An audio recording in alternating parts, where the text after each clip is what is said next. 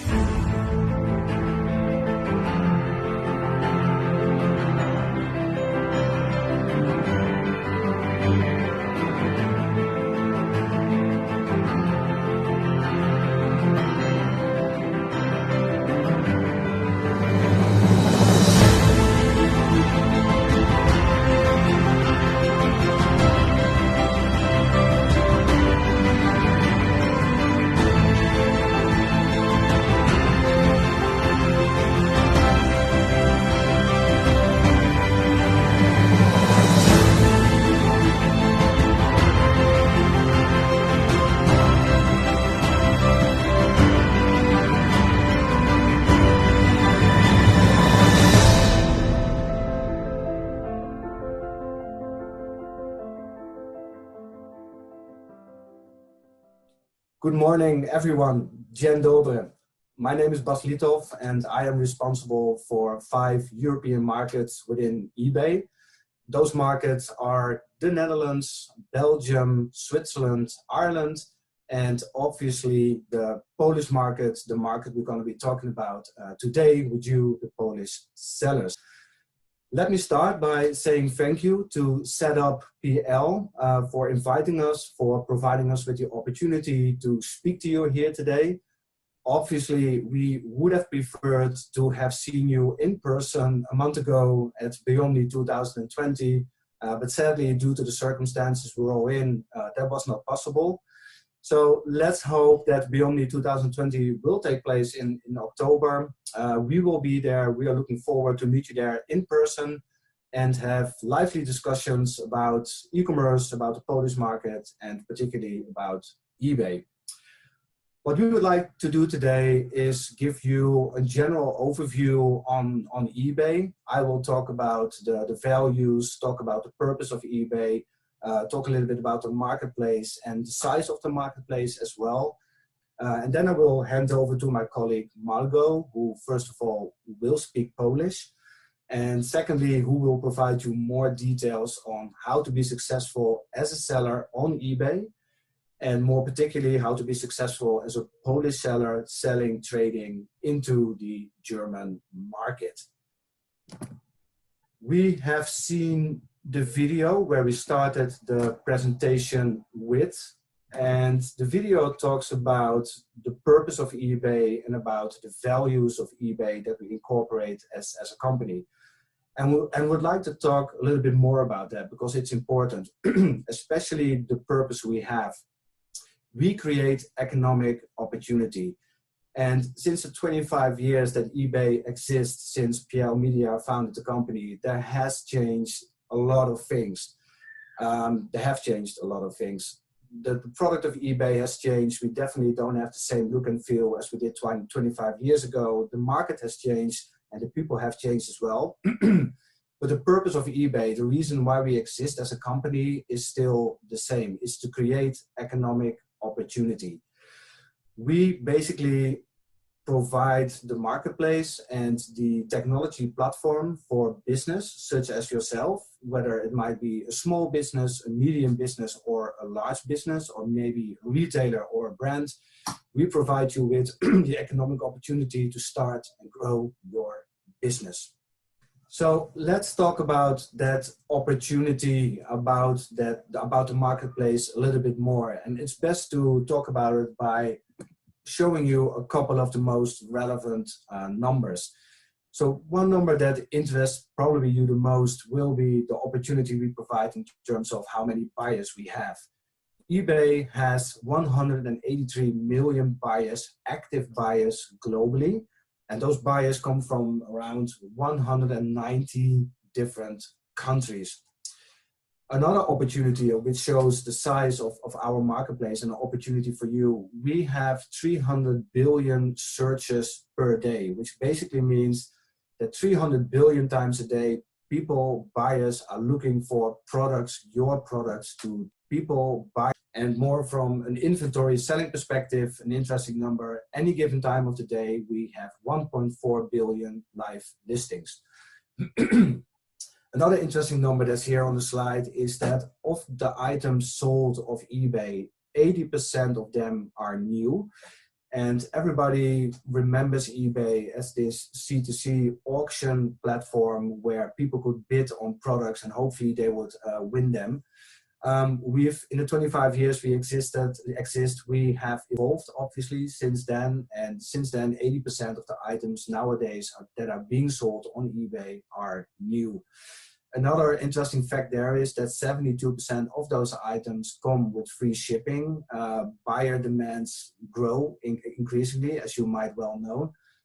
So free shipping is one of the key points for buyers in order to be satisfied. In terms of the revenue we generate on our platform annually, it's not eBay's revenue, but it's the revenue that the sellers generate on our platform. That's 90 billion annually. So this gives you a nice impression of the size of eBay, but also of the opportunity it presents for you as a marketplace. So we talked about values as well. So what kind of value do we create for our customers? And we have obviously as customers, we have buyers and sellers. So let's start with buyers. What kind of value do we create for them? The unique thing about eBay, is that we have really a broad inventory. To put it more simple, anything you want can be found on eBay. So any, as we in the marketing slogan say, your version of perfect, any individual can find his or her own products, his own version of perfect. No matter if you want the newest dress from your favorite brand, it's there. No matter if you want the newest iPhone or the iPhone from last season or the refurbished iPhone, you can find it on eBay as well. Vintage, you always wanted to have that vintage chair, you probably find it on eBay. And the same with unique art, handmade products is all to be found on eBay. So from a buying perspective, this is the value we create for them, their version of perfect. So let's move to the seller perspective. What is the value eBay creates for their sellers? The one thing that really stands out here, which is really important, and I cannot stress it enough because it sets us apart from other marketplaces, is that eBay is your partner. We do not compete with you on our own marketplace. eBay doesn't own products, eBay doesn't own stock or sell anything, and that makes us your partner. If your business grows, then eBay is successful as well. On top of that, we try to do everything we can to make selling on eBay as easy as possible. We provide the technology platform, the customer support, the seller marketing tools, anything we can do in order for you to start selling on eBay as easy as possible. So that's really, in broad terms, the value we generate for our sellers. So what other reasons are there for you as a seller to start trading on eBay? And one of the key points is efficient customer acquisition. Every business knows how much it costs, how time-consuming and resource-consuming it is to acquire new customers, to acquire new buyers. eBay just provides you with a low-cost channel for acquiring new buyers. We've talked about the 180 million active buyers we have, about the 300 billion searches per day. That's all in your interest to provide you with a lot of new buyers at a low cost factor. On top of that, what's important is that as a seller, you have full control over what you want to sell, what kind of products you want to sell, how those appear on our site, for what price points you want to sell them. And as a brand, you are also fully in control of how your brand looks like, feels like on our platform. So we provide basically full control for everything for our sellers. Then on top of that, obviously what we would like to do is support you as much as we can in terms of for your business to grow. So we share the insights, the data on the assortment we have. We give you assortment recommendations, price recommendations as well. Obviously, we have the seller marketing tools, the customer support, the advertising tools, everything we can do in order to support you to grow your business. And how that looks like in more detail, how to be a successful seller on eBay. My colleague Margot will tell you more about that. So with that, I gladly hand over to Margot. Thank you. I gladly hand over. Dzień dobry, dziękuję bardzo za zaproszenie. Nazywam się Małgorzata Krasoń. W eBayu jestem odpowiedzialna za wsparcie sektora sprzedawców B2C na 3 rynkach europejskich, między innymi w Polsce. Chciałabym powiedzieć trochę więcej niż Bas, jaki dokładnie potencjał dla polskich przedsiębiorstw drzemie właśnie na platformie eBay. Otóż jak wspomniał Bas już wcześniej, ewidentnie kiedy mówimy o rynku eBay, jego zasięg jest globalny. To ponad 180 milionów aktywnie kupujących z ponad 200 krajów na ponad 20 rynkach, więc to chyba dosyć konkretny argument potwierdzający ten globalny potencjał. Obserwujemy ogólnie, jeśli sprzedawca zaczyna sprzedawać na eBay, na przykład od sprzedaży krajowej, to po rozpoczęciu sprzedaży za granicę jego obroty wzrastają już średnio co 16%, co myślę, że jest też dowodem na to, jak globalna jest platforma w kontekście wymiany gospodarczej pomiędzy poszczególnymi krajami. Więc chciałabym dzisiaj powiedzieć trochę więcej o tym, że eBay może być fajnym oknem na świat dla polskiego biznesu. Jak wspomniał Bas, eBay to globalnie ponad 1 miliard aktywnych ofert sprzedaży. Ciekawe, bo co 2 sekundy sprzedaje się część samochodowa, co 6 sekund sprzedaje się gra wideo, co pokazuje właściwie cały fenomen skali zasięgu platformy. Dodatkowo też na przykład Francja i Włochy to ponad 10 milionów aktywnych kupujących, Wielka Brytania to dużo ponad 20 milionów.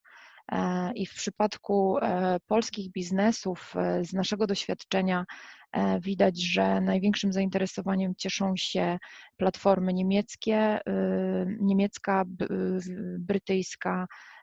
Polacy sprzedają również do Francji, Włoch i Hiszpanii, jak również bardzo często oferują swoje produkty na ebay.com, poprzez który właściwie mogą dotrzeć do kupujących tak naprawdę na całym świecie, bo z ebay.com kupuje i Ameryka Południowa i Bliski Wschód, także w zależności od tego, jaką mamy ofertę i dla kogo, myślę, że można wybrać odpowiedni rynek i spróbować swoich sił za granicą.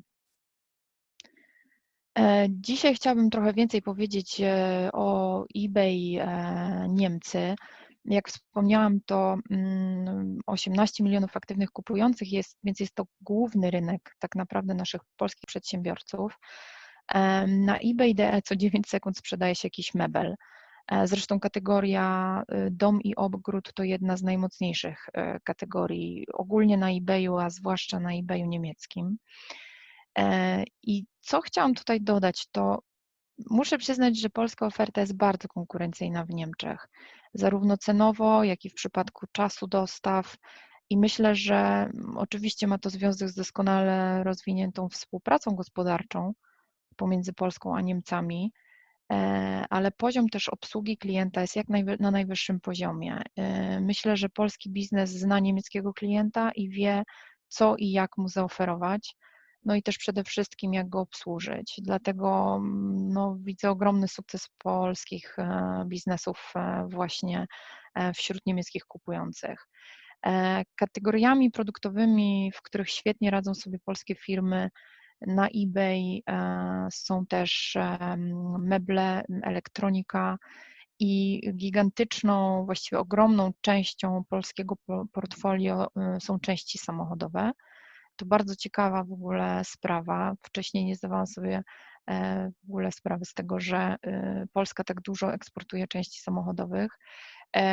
Natomiast tutaj nie tylko Niemcy, ale w przypadku właśnie car parts Polacy bardzo dużo eksportują przez eBay do Francji i do Włoch na przykład.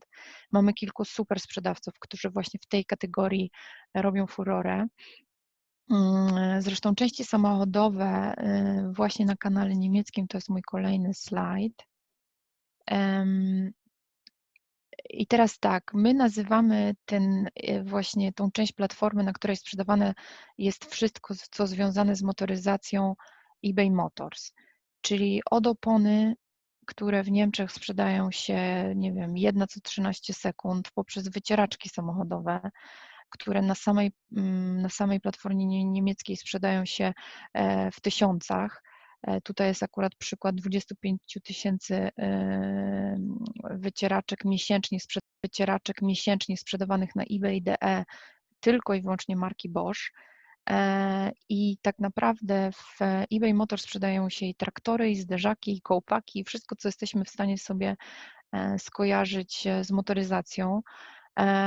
Wśród największych polskich sprzedawców mamy właśnie fajnych sprzedawców z tej kategorii i myślę, że ogromna duma w tym momencie, bo ten eksport to często jest właśnie polska produkcja, a nie import z innych krajów, co oznacza, że ten polski produkt potwierdza po raz kolejny, bo w to nigdy nie wątpiłam, że polskie produkty sprzedają się rewelacyjnie i w niczym nie są gorsze od produktów zagranicznych, więc są w stanie znaleźć zainteresowanie poza granicami Polski, także rewelacja. I jeszcze, aby zachęcić, trochę bardziej sprecyzować, co sprzedaje się na przykład w tej chwili, tej wiosny, w tym całym epidemicznym, pandemicznym klimacie na eBay.de, przygotowałam kilka najaktualniejszych bestsellerów, które zupełnie nie zaskakują. Zresztą rozmawialiśmy o tym w zeszłym tygodniu na setup.pl live. W kategorii dom i ogród sprzedają się najlepiej basen i grill, co totalnie potwierdza piękna pogoda i to, że wszyscy zostajemy aktualnie w domach.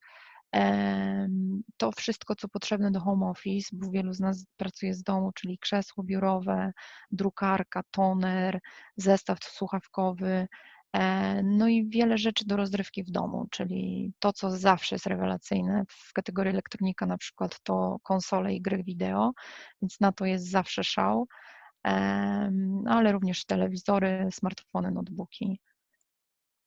Dodatkowo kolejną kategorią jest sprzedającą się w ogromnych ilościach jest sprzęt gospodarstwa domowego, czyli na przykład ekspres do kawy, maszyna do szycia, zmywarka do naczyń, klimatyzator, ale też grzejniki.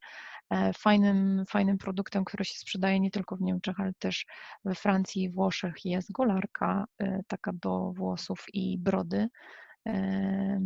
Dodatkowo wszystko, co zajmuje nas w wolnym czasie w domu, nas i nasze dzieci, to gry planszowe, różnego rodzaju puzzle czy trampolina do ogrodu. Także to są bestsellery na eBay.de w tej chwili. Natomiast precyzyjnie, jak zacząć sprzedawać na eBay? Jeśli mamy mały biznes retailowy i dzisiaj są zamknięty, chcielibyśmy spróbować swoich sił online, nie mamy zasobów, żeby stworzyć własną stronę, własną domenę w obcym języku, myślę, że warto rozważyć eBay jako platformę, z której można korzystać.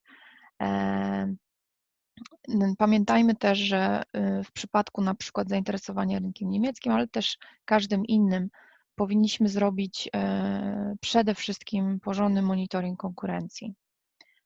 Monitoring konkurencji w swojej kategorii produktowej, czyli należy wiedzieć, czy z naszymi warunkami cenowymi i na przykład czasem potencjalnej dostawy będziemy konkurencyjni. Powinniśmy się też zastanowić nad tym, czy posiadamy albo czy jesteśmy w stanie posiadać ofertę w języku lokalnym, na przykład w tym przypadku niemieckim, żeby w jak najlepszej jakości dotrzeć do tego zagranicznego klienta. Z całą pewnością, jak już wspominałam wcześniej na naszym ostatnim spotkaniu, należy też się nauczyć zarządzać platformą. Warto pamiętać, że w przypadku startu na eBay, tak na poważniej, należy przygotować zaplecze sprzedaży, czyli przykład, nasi najlepsi sprzedawcy z Polski, którzy z sukcesem rozwijają się na eBay, mają w swoich zespołach zawsze osobę odpowiedzialną za zarządzanie kontem eBay. I często jest to ta sama osoba, która obsługuje klienta. Chodzi o to, żeby rozumieć, jak działa ta cała machina. Jest to osobne narzędzie, które nie jest zarządzane przez nas, więc myślę, że warto jest nauczyć się go jak najlepiej, żeby móc jak najwięcej z niego korzystać. I osobiście uważam, że jest to niezwykle ważne, jak się przygotujemy do tego startu. Natomiast start jest łatwy, bo założenie konta eBay biznesowego jest darmowe, zresztą prywatnego też, ale mówimy o biznesie, więc wszyscy, którzy są zainteresowani, proszę trafić na naszą stronę i spróbować założyć konto biznesowe. Jest to darmowe. Natomiast jeśli mówimy już o tym, żeby spróbować wprowadzić na eBay trochę więcej tych produktów i próbować uderzyć na rynek zagraniczny, wtedy warto rozważyć otwarcie sklepu, które jest oczywiście opcjonalne, no ale tak jak mówię, jeśli mówimy o takim poważniejszym podejściu do rozpoczęcia sprzedaży, sklep na pewno jest warty rozważenia. Jest to przede wszystkim oszczędność, ponieważ przy miesięcznej fee za sklep otrzymujemy jakiś tam pakiet bezpłatnych ofert za granicą, dostajemy adres URLs właśnie dla swojego własnego sklepu, jesteśmy w stanie prezentować swoją markę, możemy również tworzyć własne kategorie produktowe. Jeśli nie ma takowych produktów czy podkategorii, jakie produkujemy, czy chcemy sprzedawać, możemy stworzyć je wówczas sami, żeby wszystko było ładnie ustrukturyzowane i łatwe do odnalezienia w takim sklepie.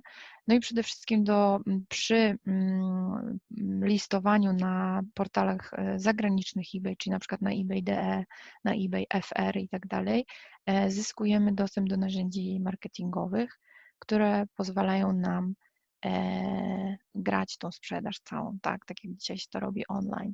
No i przede wszystkim nasz sklep jest otwarty 24 godziny na dobę. Plus eBay też adaptuje wszystkie ustawienia tak, że jeśli otwieramy sklep, jest on widoczny również na aplikacjach mobilnych przez wszystkie urządzenia mobilne, tak jak tutaj widać na tym slajdzie. Mamy 3 rodzaje sklepów, mały, duży i mega sklep, ale myślę, że dla takich konkretniejszych biznesów polecałabym duży albo mega sklep. Tu w zależności od tego, ile mamy produktów i ile mamy listingów, należałoby spojrzeć na stawki miesięczne versus to, ile jest w pakiecie czego, że tak powiem, ile darmowych właśnie listingów za granicę i tak dalej. Wówczas będzie łatwo wykalkulować, co jest bardziej opłacalne dla nas. Sprzedaż za granicę, to tak łatwo brzmi i każdy sobie teraz myśli, no dobrze, zaloguję się, stworzę konto na eBay i będę próbować sprzedawać za granicę. Więc są 2 metody jakby. Jest tak zwana podstawowa sprzedaż, gdzie wystawia się oferty na ebay.pl i oferuje się wysyłkę za granicę. Natomiast myślę, że to jest bardziej w celach testowych albo dla sprzedawców, którzy skupiają się na polskim rynku i chcą tylko spróbować, czy ich listing będzie dobrze widoczny na innych wyszukiwarkach, bo myślę, że tak naprawdę fajniejszą opcją, jeśli głównie targetujemy w rynki zagraniczne, jest zaawansowana sprzedaż, która polega na tym, że wystawia się osobne oferty w wybranych serwisach i można wtedy samemu dostosować cenę do każdego rynku, a nie przez automatyczny jakiś tam przelicznik. Oferty są widoczne wówczas w domyślnych wyszukiwarkach, tam, gdzie zostały przez nas wystawione. Można dodać również opisy w danym języku, w zależności od oczywiście rynku, a to jak zawsze bardzo wysoko rekomenduję. I płaci się opłaty obowiązujące w danym serwisie, czyli na przykład mając duży sklep lub ten mega sklep na ebay.pl wystawia się według promocyjnych stawek dla odpowiedniego sklepu w danym serwisie. I to często oznacza na przykład brak opłat za wystawienie oferty kupi teraz. Więc to jest bardzo istotne, w jaki sposób aktywnie zaczynamy sprzedawać i w jaki sposób listujemy za granicę.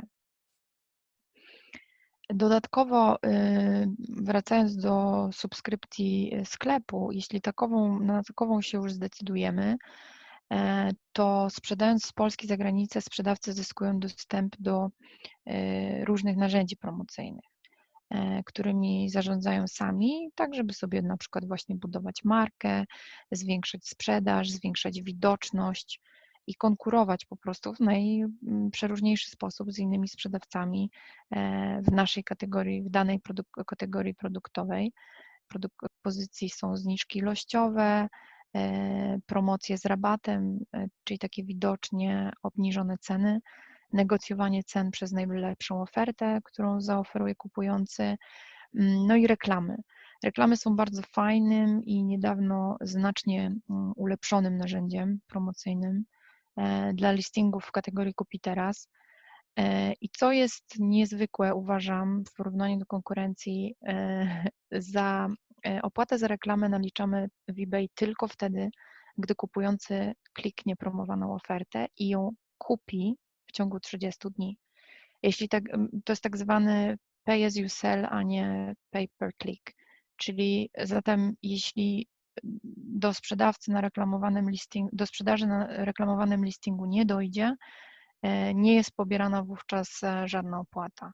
Niektóre narzędzia reklamowe na innych platformach naliczają płaty za samo wystawienie reklamy lub samo kliknięcie, natomiast tutaj jeśli kupujący kliknie reklamę i nie kupi jej w ciągu 30 dni, to tak naprawdę zyskujemy bezpłatne przekierowanie ruchu do naszego sklepu bez de facto tej opłaty.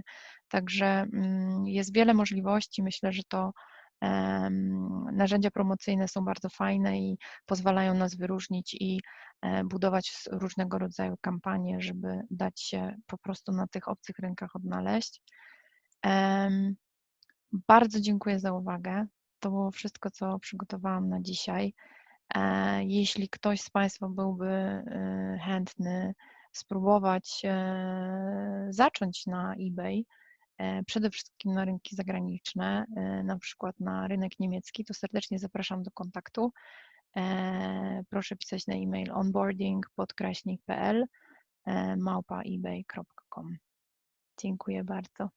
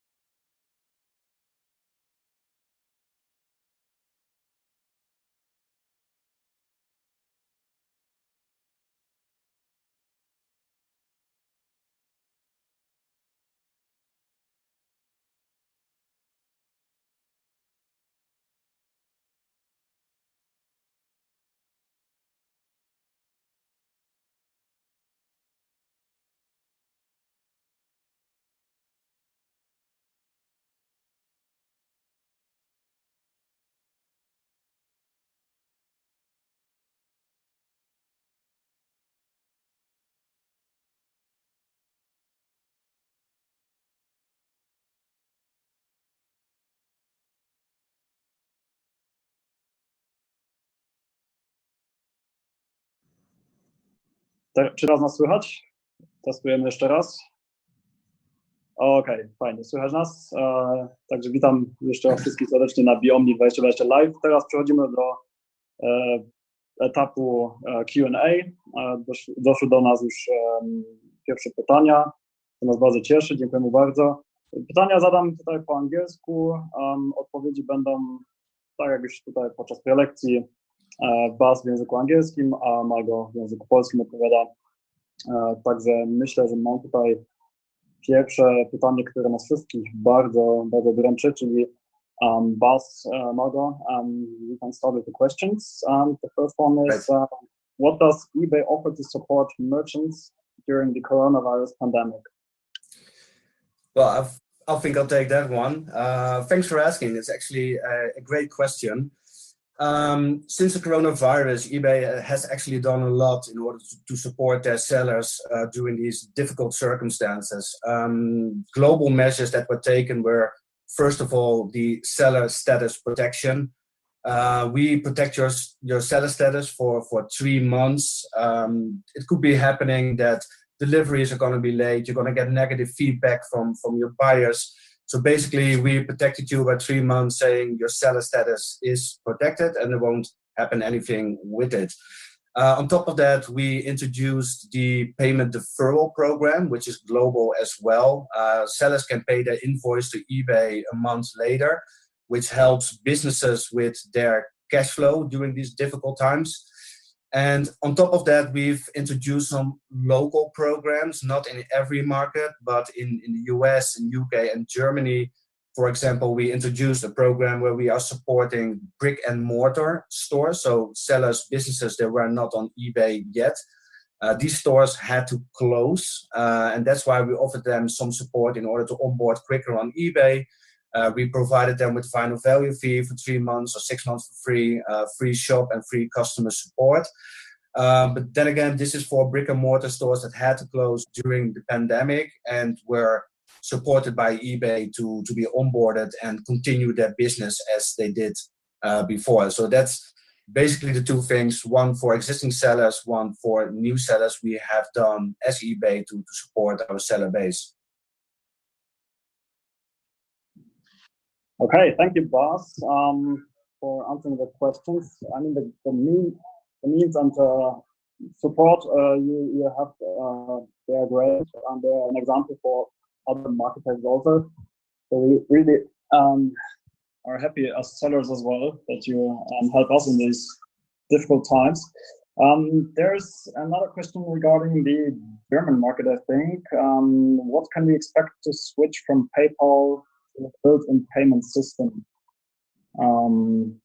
Probably. Michael, I can take it as well if you want. The new payment system at eBay, that's a global program as well. And we have started rolling it out first of all, in the US. I think we started 1.5 years ago, approximately. We're still ramping that. So we're still trying to get to 100% of the sellers into that new program. For Germany, we started as well. We will continue this year to ramp up the program. I think last week or last month, we started inviting again a lot of German sellers into the program. And after the German market has been fully rolled out for the 100%, the other European markets will follow. But it could already have happened that if you are a Polish seller or a Dutch seller trading on the German market, that you already got the invitation to be part of the new payment system.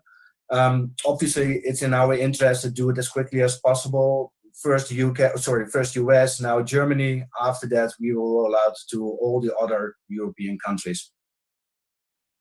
Okay, great. Thank you. The next question is, what can you do to optimize your offer to be better found in the search results? I can take this one, Bas. Yes. Okay, żeby nasz wynik, nasz listing był widoczny wyżej w tym search engine na eBay, do tego potrzebna jest tak naprawdę cała kompilacja czynników. Przede wszystkim to, co jest zawsze istotne w sprzedaży online, jest to cena i darmowa dostawa. Na eBay mamy coś takiego jak fast and free i mamy statystyki, które potwierdzają, że buyer w tej chwili, kupujący w tej chwili bardzo dużą uwagę zwraca na to, nawet jeśli cena nie jest najniższa, na to, żeby była darmowa dostawa. Oprócz tego jakość listingów jest niezwykle ważna, czyli te wszystkie wskazówki, detale dotyczące zdjęć, dotyczące opisów, dotyczące kategorii, na przykład produktów i tak dalej, czyli to, jak rzetelnie przygotowany jest listing, jest też kluczem w tym momencie. Także warto ogromną uwagę zwrócić na standardy i na ilość pozytywnych i negatywnych feedbacków, bo tak naprawdę cała platforma działa jak machina, która mieli cały performance na eBay, czyli to, w jaki sposób komunikujemy z kupującymi, w jaki sposób ich obsługujemy, ile mamy skasowanych transakcji, czy kasujemy na przykład za często transakcje związane z brakiem na przykład stoku. To wszystko jakby skupia się w ocenie naszej obsługi klienta i zarządzania tymi transakcjami jako właśnie standardy i level tych standardów też ma wpływ na widoczność. Myślę, że tą widoczność bardzo łatwo i dosyć dostępnie jest zwiększać poprzez nasze narzędzia promocyjne, o których wspomniałam wcześniej w prezentacji. Największym sukcesem cieszą się promoted listings, bo tutaj można się łatwo wypromować, czyli reklamy, można się nimi łatwo wypromować, a płaci się tylko i wyłącznie, jeśli dochodzi do zakupu. Także serdecznie polecam. Okay, thank you, Margot. So we got another one. This one is regarding the VAT registration in Germany. So the question is registration for the German VAT an absolute condition for eBay to sell on eBay? I can take this one as well. Kwestia niemieckiego numeru VAT jest związana, myślę, i to pytanie z zmianą regulacji w zeszłym roku w Niemczech i eBay jako jeden z wszystkich właściwie istniejących marketplace'ów był zobligowany do tego, żeby też pilnować, aby biznesy sprzedające na eBay, niezależnie z którego kraju do Niemiec, spełniając dwa podstawowe warunki, zostały zobligowane do tego, żeby właśnie dodać niemiecki VAT, czyli aplikować albo go dodać, jeśli już go miały, nawet jeśli nie są to niemieckie spółki handlowe. I jeśli chodzi o marketplace, w tym o eBay, to te dwa warunki to przede wszystkim lokalizacja produktów w Niemczech, czyli jeśli któryś ze sprzedawców posiada partnera, tudzież swój własny magazyn też na terenie Niemiec i wpisuje w swoich listingach, że produkt jest ulokowany w Niemczech, nawet jeśli jest to jeden listing, niestety jest zobligowany do tego, żeby ten niemiecki VAT przedstawić i dodać do swojego konta eBay.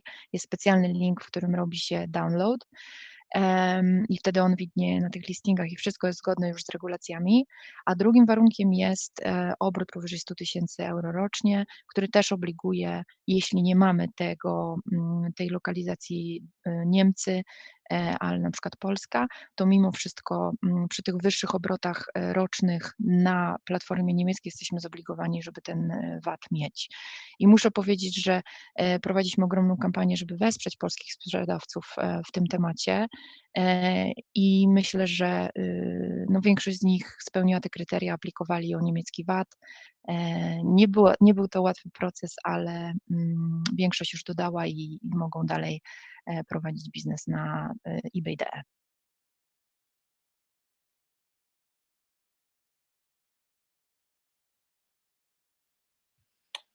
Okay, thank you. So the next question would be, oh, that's a nice one. Can I provide German customers with support in English? So should they support in That's German? mine. Czy mogę obsługiwać klienta niemieckiego? No, na pewno lepiej po angielsku niż po polsku. Natomiast myślę, że to zależy, jak poważnie chcemy podejść do tego biznesu. Zawsze warto postawić się w pozycji tego kupującego. Myślę, że znajomość języka niemieckiego, języka angielskiego w Niemczech jest dosyć wysoka. Natomiast zależy, no, większość naszych tych najbardziej zaawansowanych i największych sprzedawców na rynku niemieckim z Polski posługuje się językiem niemieckim. Warto jednak sobie przygotować to zaplecze, czy przynajmniej jakiegoś dobrego translatora i próbować obsługiwać po niemiecku, chyba że sprzedawca kupujący rzeczywiście nie ma z tym problemu, można zawsze na początku zapytać. Natomiast jeśli chcemy sprzedawać na dużą skalę, myślę, że zawsze język lokalny jest kluczem. Zwłaszcza w obsłudze klienta, bo też różne kwestie często się z tym klientem omawia, choć no myślę, że można próbować na początku, zwłaszcza jak testujemy platformę i testujemy ofertę, to ten angielski jednak jest językiem międzynarodowym, więc na początku na mniejszą skalę myślę, że można spróbować i zobaczyć, jaki będzie feedback. Okay. The next one is regarding advertisement, advertising on eBay. Which forms of product advertising do you recommend, and at what stage of account development should you use them? Okay, I can take this one as well. Myślę, że tak jak wspominałam w czasie prezentacji, narzędzi do promocji jest bardzo dużo. Myślę, że zależy też, co sprzedajemy, bo i też w jaki sposób chcemy się wypromować. Na początku myślę, że warto popróbować sobie te narzędzia promocyjne związane ze zniżkami ilościowymi na przykład, żeby spróbować sprzedać trochę więcej produktów, trochę bardziej się pokazać, ale ewidentnie największą popularnością i największą efektywnością cieszą się te nasze reklamy pay as you sell, czyli tak zwane promowane listingi, promoted listings po angielsku. Sprzedawcy, zwłaszcza z Polski, je uwielbiają, ponieważ one sami ustalamy sobie stawkę, za którą chcemy tą kampanię poprowadzić i tak naprawdę płacimy dopiero wtedy, kiedy klient kupi dany produkt, czyli coś, jeśli promujemy dany listing, on idzie jako wypromowany, jest widoczny znacznie wyżej i targetuje, jeśli kupujący na niego kliknie, targetuje go do naszego sklepu, czyli tak jakby generują ruch do naszego sklepu, gdzie nawet jeśli ten listing nie zostanie kupiony, to wygrywamy tak naprawdę za darmo dodatkową reklamę. Więc te reklamy są naprawdę dobre dla zwiększenia widoczności, która co prawda jest nieco wyższa, jeśli jesteśmy nowym sprzedawcą i przez pierwsze 30 dni nasze listingi są widoczne troszeczkę wyżej niż normalnie. Później warto skupić się przede wszystkim nawet nie na promocji, a na porządnym nauczeniu się tego, jak działa eBay i staraniu się w zdobyciu jak najwyższych ratingów w standardach sprzedawcy. Wtedy też ta widoczność jest wyższa i jesteśmy jakby bardziej godni zaufania przez kupującego, bo kupujący patrzą na ilość negatywnych listingów, patrzą na to, czy mamy ten level sprzedawcy jako najlepszego sprzedawcy. To jakby budzi zaufanie i też zwiększa troszeczkę widoczność w wyszukiwarce. No i myślę, że wtedy w zależności od tego, co sprzedajemy, tak, możemy próbować sobie korzystać ze zniżek ilościowych, ze zniżek na zamówienie, z najlepszej oferty, gdzie negocjuje się cenę. To wszystko zależy od tego, jak chcemy sprzedawać i jakie mamy ceny, co to jest za produkt, ale definitywnie rekomenduję reklamy, czyli promoted listings.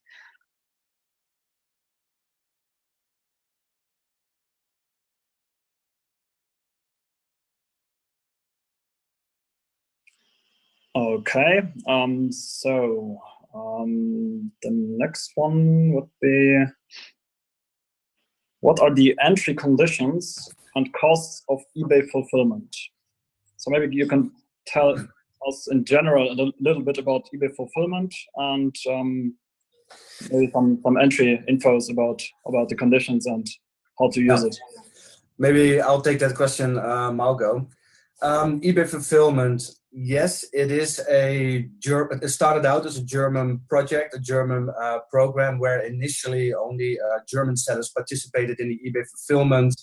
The goal, obviously, of eBay fulfillment was to drive down ship costs, to get more speed into the delivery, but also to allow more small and medium businesses to be part of eBay Plus, so they would meet the conditions to be part of eBay Plus.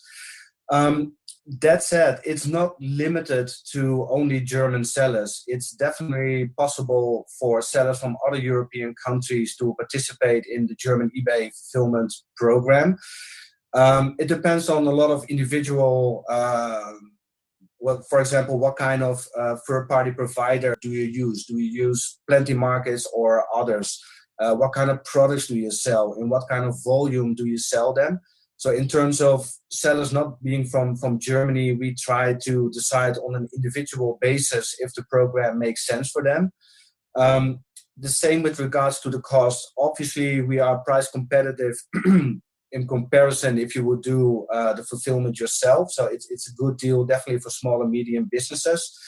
I cannot say the exact pricing because it's different for every individual seller. Again, it depends on the products, it depends on the volume you're selling, etc. So what I would suggest, if someone on this conference is interested in the eBay fulfillment program, there was an email address at the end of the presentation. I don't know it by heart, but please write to that email address and we can together have a look at your inventory, at your price points, and what kind of volume you are trading. And we're happy to see and look whether you will be part of the eBay fulfillment program, whether it makes sense to you. So happy to take a look in it at an individual basis. Okay, I hope this was clear. So the next one is, what exactly is eBay Concierge, and when does it make sense to have it? I'll take this one. eBay Concierge jest częścią obsługi klienta, takim statusem dla klientów VIP w Niemczech i dotyczy sprzedawców, którzy są zarejestrowani jako niemieckie biznesy na niemieckim eBayu. Do programu Concierge, z tego co kojarzę, trafia się po prostu na podstawie jakiegoś tam pułapu wysokiego obrotu i wówczas dostaje się ten serwis. Jeśli chodzi o sprzedawców w Polsce, polskich, którzy mają zarejestrowane swoje polskie biznesy na polskiej stronie, my nie mamy, na Polskę nazywa się to inaczej, to jest taka opieka VIP, Merchant Support. Tam też trafiają tylko i wyłącznie sprzedawcy z określonymi wysokimi obrotami i wtedy dostają taką ekstra opiekę.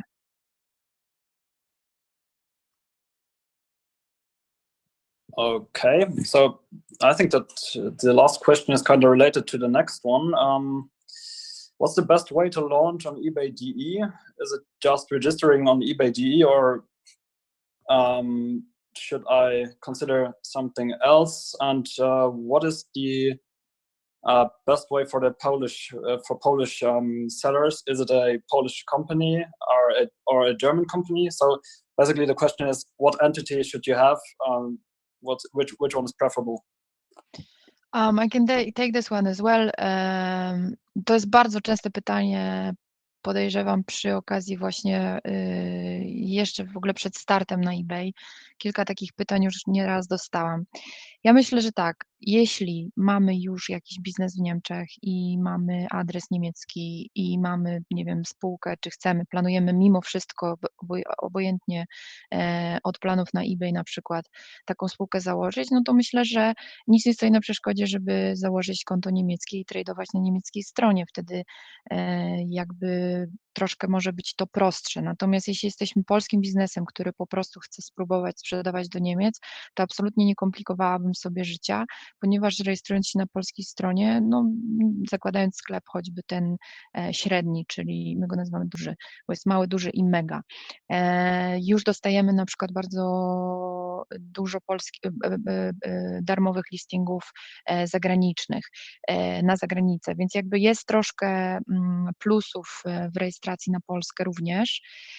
Oczywiście no, konkurujemy wtedy jako sprzedawca z zagranicy, mamy lokalizację Polska, ale cenowo na przykład może się to nam bardziej opłacić. Także myślę, że przynajmniej na początku, jeśli tak mamy polski biznes, a nie mamy niemieckiego i nie planowaliśmy, nie robiłabym tego specjalnie, żeby zacząć sprzedawać na eBayu. Jest ogromna ilość sprzedawców i tak naprawdę większość naszych sprzedawców jest zarejestrowana na stronie polskiej i doskonale sobie radzi na stronie niemieckiej, tylko po prostu musiała się tego nauczyć, wszystkich magicznych trików, żeby odnieść ten sukces. Okej, następne pytanie. What if a Polish seller wants to sell on eBay? What's the fastest and best way in 3 steps? Wydaje mi się, że to częściowo było powiedziane w naszej prezentacji.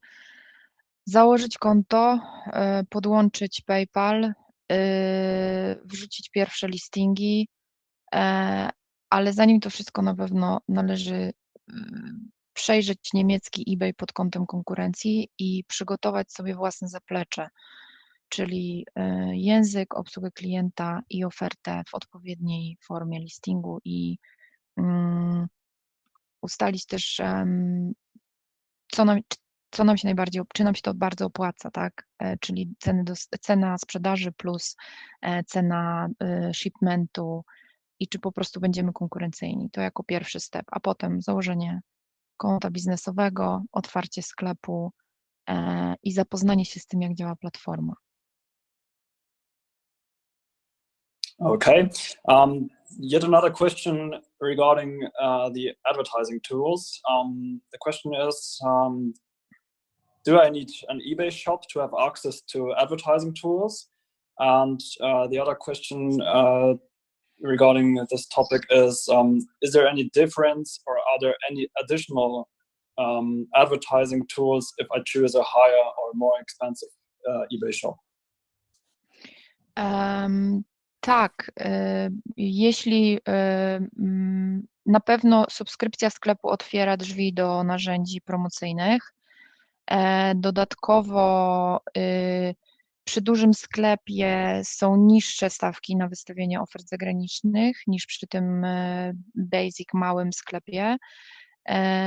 Także na pewno, jeśli myślimy o takim poważniejszym biznesie i prowadzeniu różnego rodzaju kampanii na eBay, zabawą tymi narzędziami promocyjnymi przy większej ilości produktów, definitywnie rekomendowałabym duży sklep i mega sklep i przy aktywnym, tym zaawansowanym listowaniu na eBay.de z polskiej strony wchodzę na eBay.de i tam listuję aktywnie, czyli mam wszystko jakby indywidualnie ustalone warunki listowania pod rynek niemiecki, wówczas mogę bawić się większością narzędzi marketingowych dostępnych na eBay.de. Także definitywnie subskrypcja sklepu ma sens. Okay, so there's one question left. I've always wondered what the 4 numbers next to the merchant's shop name mean. So I think that the questions about the amount of seller comments or ratings is actually shown next to the nickname of the merchant. So. You mean the feedback, negative, positive feedback? Yes, I think the amount of feedback is seen next to the seller's name. In always. the percentage. Yeah, as a percentage and as a number of amount, I think that's. But I'm not sure if I understand this question. So if that's. I think the number is about the amount of transactions, if I'm not 100% mistaken, if I understand the question correctly. So there's a percentage and there's a number, and I think that's the amount of transactions. Yeah, yeah, exactly. Okay. Yeah. Po każdej transakcji potencjalnie też są takie e-maile marketingowe wysyłane, że kupujący może nas ocenić, czyli dać nam feedback. No bo tak naprawdę sprzedaż online się cała zawsze opiera na tej opinii, feedbacku, prawda? Więc to może chodzić o ten procent negatywnych feedbacków i pozytywnych. Więc ewidentnie bardzo ważne, żeby mieć jak najwięcej pozytywnych, wtedy ten procent jest wysoki i wtedy to bardziej nas uwiarygadnia jako po prostu lepszego i godnego zaufania sprzedawcy, jeśli chodziło o feedbacki. Okej, jeśli to pytanie nie zostało wystarczająco odpowiedziane, to prosimy o uzupełnienie tego pytania.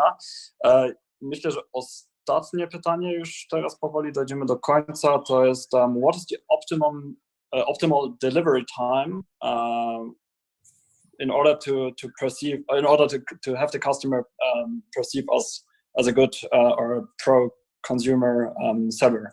What is the optimum delivery time? Maybe I can take that question. On average, 80% of the articles, products being shipped within Germany from German sellers to German buyers, 80% of them arrives within 2 days.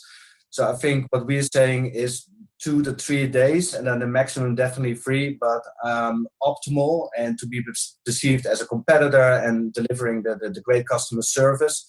I think the buyers here in Germany expect a 2-day delivery.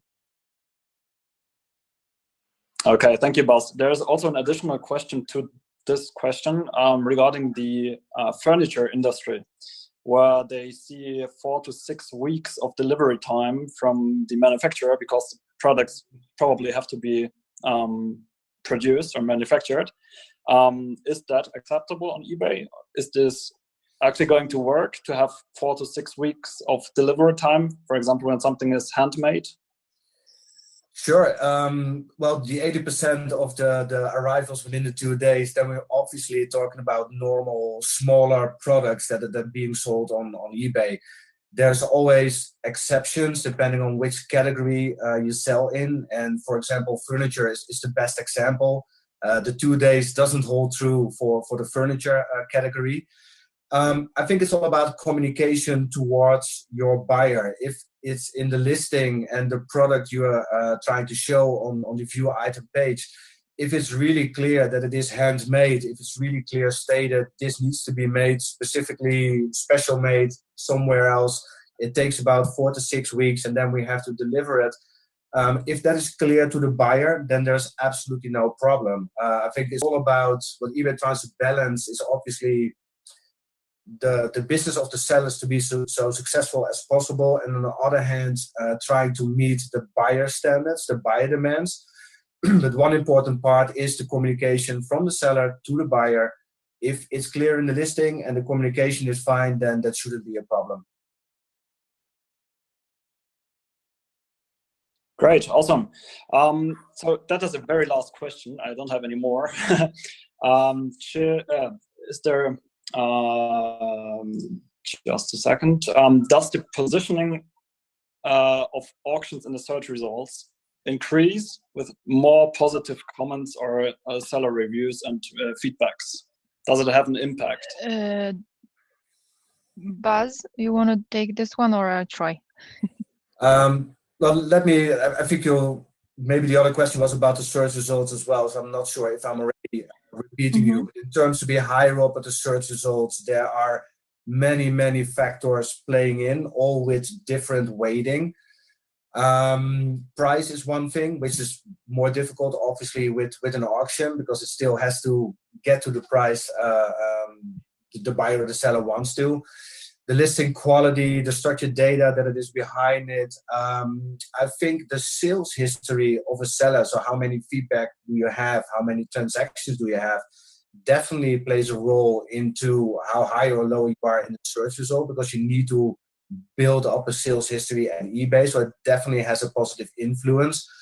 That said, if you're listing your auction, if the description is of good quality and the pictures are well and you use all the criteria that we provide in that listings, then there's no reason that your listing should be higher up, even if you don't have like a huge sales history behind it. Yeah, but I think the question, if I may just fulfill, I think that the negative feedback rate itself just as a single factor doesn't influence the search engine itself. It does influence the buyer's perspective and the reliability of the seller, but it doesn't influence itself as a one of the main factors. Definitely not. But as Bas said, all those factors are influencing the search engine, so that's very important to pay attention to all of them. Yeah. Okay, thank you, Margot and Bas. And I think that we are done here. There is no more question, but I believe that we will answer further questions if they come to our email or to your email address, and everyone is yes, please. Bardzo chętnie to ask us further questions. Przejdę teraz na język polski. Szanowni Państwo, dziękujemy bardzo za udział w kolejnym wydaniu BEOMNI 2020 Live. Trochę jeszcze zostało czasu do konferencji w październiku. Myślę, że wypełnimy ten czas właśnie regularnie aż do października, co tydzień w czwartki o 11:00 BEOMNI 2020 Live. Oczywiście zapraszam też we wtorki na e-commerce-news.pl live, czyli przegląd najświeższych wiadomości z e-commerce'u oraz logistyki w europejskim e-commerce.